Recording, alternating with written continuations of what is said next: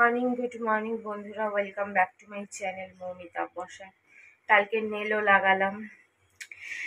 সকালে তোমাদের বললাম এত ভালো আমাদের মধ্যে কথা চলছে, এত কিছু চলছে, এত ভালো ভালো ভালো ভালো বলতে বলতে খারাপ তো হওয়ারই ছিল। কেন আমি অন্যকে দোষারোপ করব না?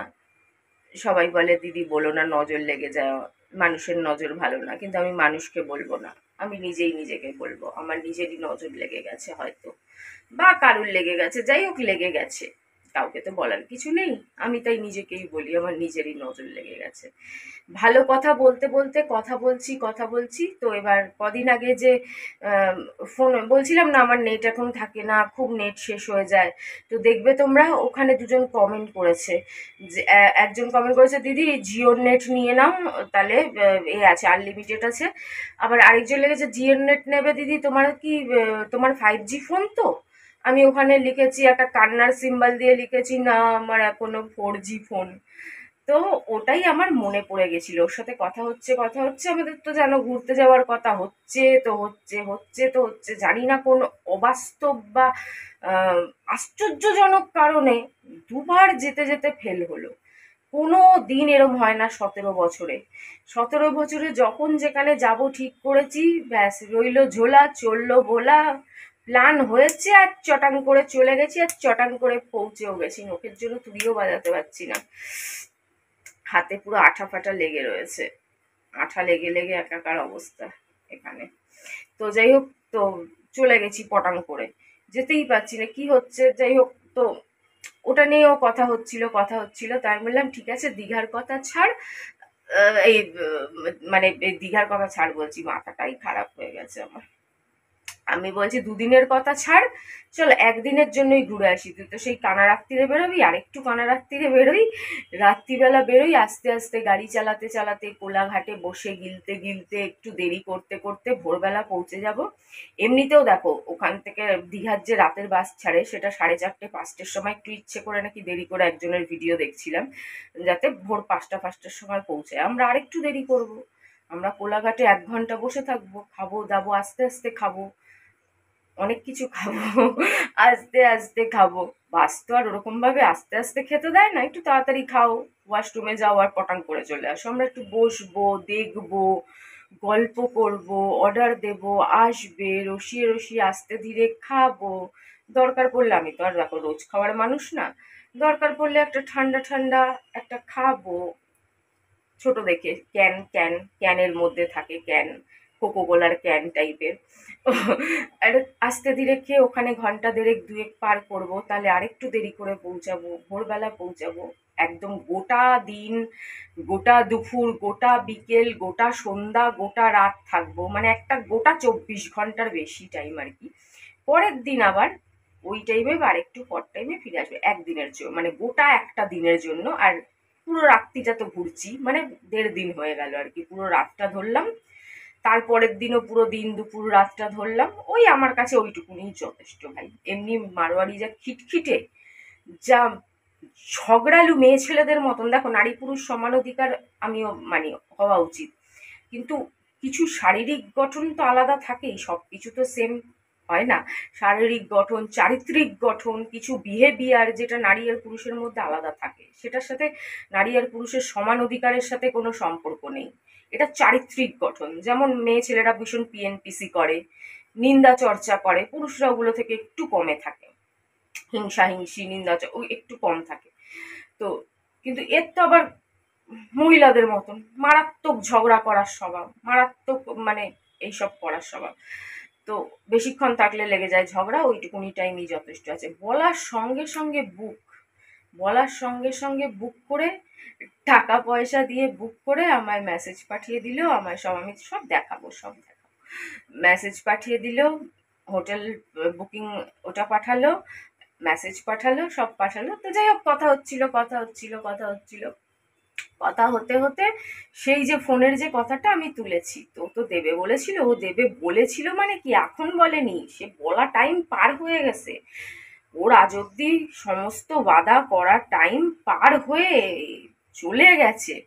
এপ্রিলে দেওয়ার কথা ছিল, এটা কি জুন। তো আমি জাস্ট মনে করিয়েছি, আরো 2-4টে কথা বলেছি। মনে করানোর হিসাবে। ব্যাস, ওনার সহ্য হয়নি আমি নাকি এই টাইমেই এই কথা কেন বললাম। একটার পর একটা, একটার পর একটা, একটার পর একটা আর্গুমেন্ট চলছে। ও একটা বলছে আমি দুটো বলছি, ও দুটো বলছে আমি তিনটে বলছি। দেখো, বললে তো আমি ছাড়বো না ভাই, তোমরা তো আমায় জানোই। বললে শুনতেই হবে, ইট মারলে পাটকেল খেতেই হবে। বলছে, ও একটা বলছে আমি দুটো বলছি, ও দুটো বলছে আমি তিনটে বলছি, ও তিনটে বলছে আমি চারটে বলছি। এই হলো শুরু হওয়ার ঝগড়ার। আমাদের তো এরম ভাবেই ঝগড়া হয়। শুরু হলো। আবার ও তো একটু মেয়ে ছেলেদের মতন, বেটা ছেলেরা যেই ধরনের ঝগড়া করে না, ও সেই ধরনের ঝগড়া করে মেয়ে ছেলেদের মতন। এই স্বভাবগুলো আমার একদম ভালো লাগে না।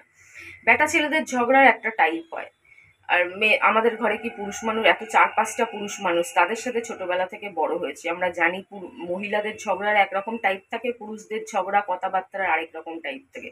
কিন্তু ওর আবার দেখি মেয়ে ছেলেদের মতন ঝগড়ার মধ্যে গালাগালি দেবে, মা বাবাকে টেনে আনবে, তারপর তোমার কি বলে অভিশাপ দেবে। এগুলো তো মহিলারা সাধারণত বেশি করে, তোমরা পুরুষদের এইসব কাণ্ড করতে দেখেছো?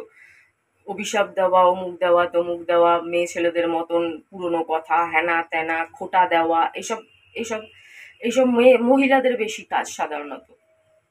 এরম নানান রকম পাগলামো করেই যাচ্ছে, আর এরম করলে আমি ছেড়ে দেবো? তাও আবার 12টা তখন পার হয়ে গেছে, একটা ভালো দিন, রথের দিন, শুভ দিন, তার মধ্যে এরকম মেয়ে ছেলের মতন খোঁটা, অভিশাপ, অমুক তমুক। আমিও একেবারে খাতা খুলে ফেলেছি। ও খুলবে আর আমি খুলবো না? আমিও তখন বন্যা বইয়ে দিয়েছি, বন্যা। ব্যাস, আর কি হওয়ার ছিল? আর কিছু হওয়ার ছিল না। আর তার আগে ঝগড়াটা শুরু হয়েছে অ্যাকচুয়ালি সন্ধ্যে থেকে। আমি আগেও বলেছিলাম বিকেলের একটা শর্ট ভিডিওতে, সন্ধ্যে থেকে শুরু হয়েছে। এর আগে মাগে টাকাটা লাগিয়ে দিয়েছিল, তখন হয়তো 10টা 5টা এরকম সময় বাজে। তাও ফোন আমি বলেছিলাম আমি 5G ফোন কিনবো 15,000 টাকার মধ্যে। দেখো, আমি জানি 10,000 টাকার মধ্যে হয়তো 5G ফোন পাওয়া যায়, বেশি পাওয়া যায় না, কয়েকটা কয়েকটা কোম্পানির 10,000 টাকার মধ্যে পাওয়া যায়, কয়েকটা মডেলের পাওয়া যায়। কিন্তু দেখো, আমি তো রোজ রোজ কিনবো না। আমি একটা ভিডিও করি, আমার একটু ভালো বেটার ক্যামেরা, একটু ভালো বেটার কোয়ালিটি চাই, এটা আমার কাজের জন্য। এটা কোনো আমি আমি এই টাকাটা কোনো ডিস্কোতে যাব না, বা আমি এটা নিয়ে কোনো শপিং করতে যাব না, বা কোনো ছেলের সাথে ঘুরতে যাব না, এনজয় মস্তি করতে যাব না। এটা আমার কাজের জন্যই দরকার, এটা আমার নিডেড, না হলেই নয়। 5 বছর হয়ে গেছে দেয়নি। আগে প্রায় দিত, আগে আগে ফোন ও কিনে দিত, অনেক ফোন কিনে দিত। যখনই ফোন পুরনো হতো 1.5 বছরে, 1 বছর বলাটা ভুল হয়ে গেছিল, এর আগে 1 বছর বলে ফেলেছিলাম, বছরে বছরে দিত না, 1.5 বছর 2 বছর হলে পাল্টে দিত, ওটা এক্সচেঞ্জ করিয়ে দিত। এই না যে ফোনের পয়সাটা বেকার যেত, এক্সচেঞ্জ করিয়ে দিত, পুরনো ফোন দিয়ে কিছু তার পয়সা পাওয়া যায় সেটার উপর ভরে ও কিনে দিত। আগের যে লাস্ট প্রথম যে ইউটিউব শুরু করেছিলাম, একটা অরেঞ্জ কালারের ফোন ছিল, অরেঞ্জ কালারের ফোন ছিল, আমার মনে আছে অরেঞ্জ কালারের ফোন ছিল। ফোনটা আমার জন্য লাকি ছিল, বেশ লাকি ছিল, ভালো মনে কিনে দিয়েছিল। ওর জন্য ফোনটা আমার জন্য লাকিও হয়েছিল। যদি দেখো, কেউ যদি কাউকে ভালো মনে কিছু দেয় না, সেটা মানুষের ভালো লাগে। আমার এখনো মনে আছে, অরেঞ্জ কালার নতুন বেরিয়েছিল, অরেঞ্জ কালার তো খুব একটা দেখা যায় না, অরেঞ্জ কালারের ফোনটা ছিল, লাকি ছিল। আর এই ফোনটা একটু আহ, এই ফোনটা কিনেছি, এই ফোনটার কালারটা কিরকম স্টিল স্টিল স্টিল, আর ওই হালকা, ওই যে দেয়ালে যেরকম আছে হালকা একটু, মানে এটা কি ধরনের গ্রিন আমি জানি না, একটু একটু। তো যাই হোক, এই ফোনটা এত বছর হয়ে গেল, কত রকমের প্রবলেম হয়। 4G ফোন, একে মাঝের মধ্যে হ্যাং করে, ডিস্টার্ব হয়, ক্যামেরা কোয়ালিটি অত ভালো নয়, ব্রাইটনেস কমে যায়, মাঝে মাঝে পুরো অন্ধকার হয়ে যায়, আমি কিছুই দেখতে পারি না, আবার বাড়াতে হয়, আবার আপনা আপনি কমে যায়, সাউন্ড আপনা আপনি কমে যায়, নানান রকম প্রবলেম ফেস করতে হয়। তার জন্য চাওয়া, এটা কোনো এই আসি না, দরকারি জিনিস তো মানুষকে কিনতেই হয় কাজের জন্য, যেটা কাজের জন্য লাগবে, এটা আমার কাজের জন্য।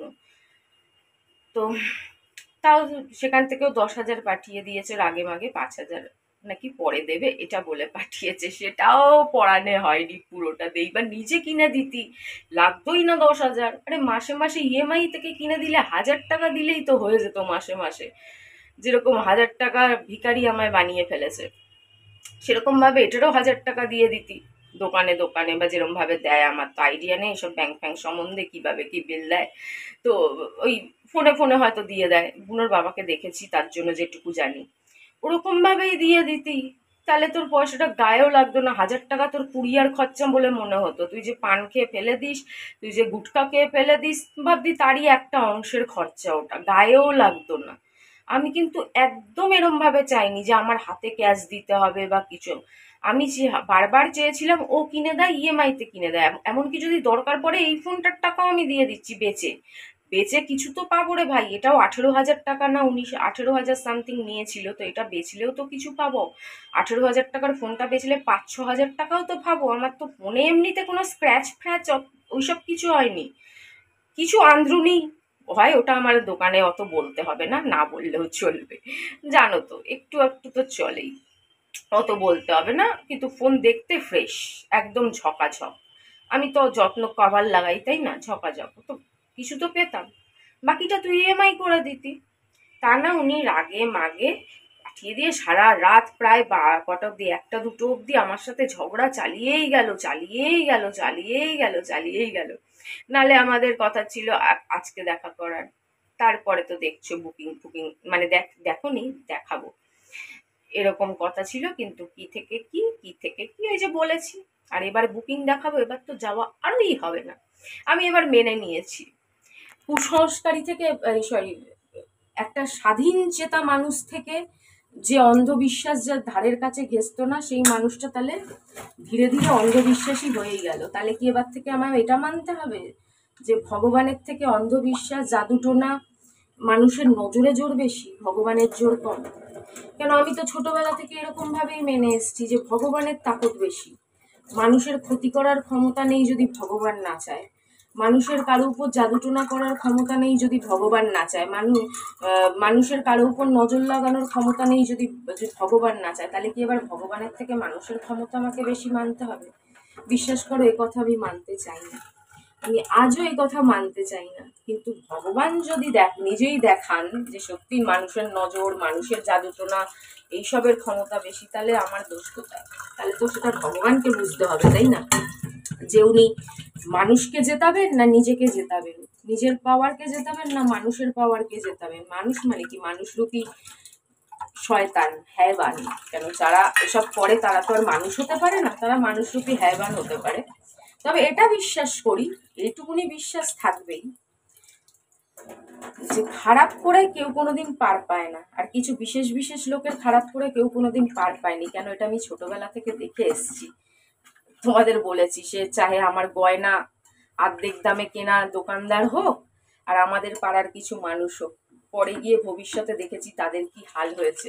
একদিন তো আমি পাড়ায় ঢুকছিলাম, আর একজনের মানে একজন বলতে নেই, যাই হোক, তার শেষ যাত্রা যাচ্ছিল। সে আমার পিছনে মারাত্মক লাগতো।